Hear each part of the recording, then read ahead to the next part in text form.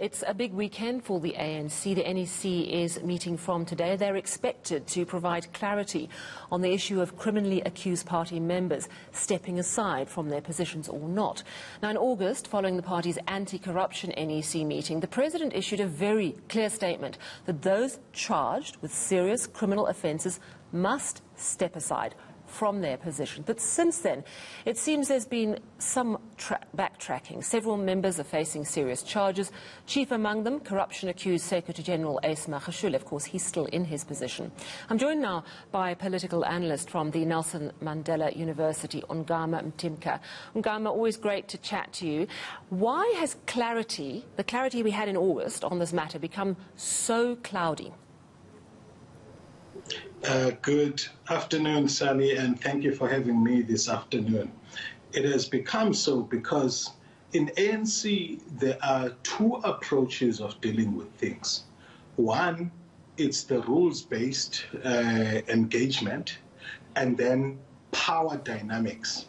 Who gets what, when and how, being determined by who is the strongest. So you will find that it is easier to apply agreements and rules or resolutions when the figures involved in terms of ANC members are people who do not wield much power to, stand up to and exploit ambiguities in the rules.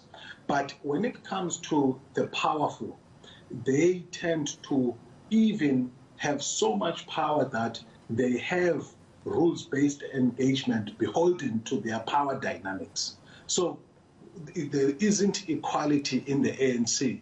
It was easy for Kusela Diko and Masuku to be asked to step aside. But to a powerful politician like Ace Magashule, it's difficult. I see. And that's the lay of the land in ANC politics. I see. So do you expect a showdown this weekend? I do. So let me talk specifically about it and then the broader politics. So there are push and pull factors here.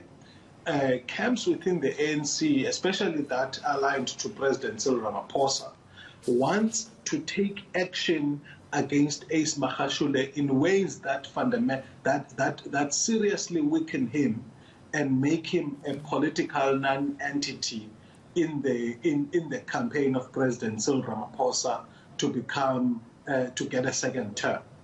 On the other hand, the camp that supports Ace Magashule wants to limit President Cyril Ramaphosa to one term.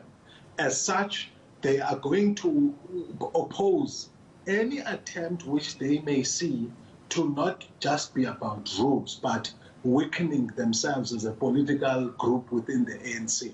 So those camps are going to be fighting. But broader than this, there's a battle for the soul of the ANC, Sally. On one level, I think the camps within the ANC emerged from the conference with a mutual recognition that though they didn't like one another, they needed to hold the fort so that they can go to an election united. Now, you are facing a local government election and a conference in 2021. But in terms of the rhetoric between the two camps, you're getting the sense that each perceives an outcome beyond, say, for example, the NGC to be unilateral.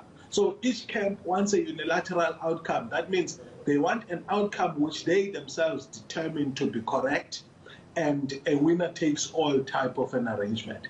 Yeah, so that's what makes this meeting and everything else in the ANC as to who steps aside, who remains, to be a lot more complex during this time.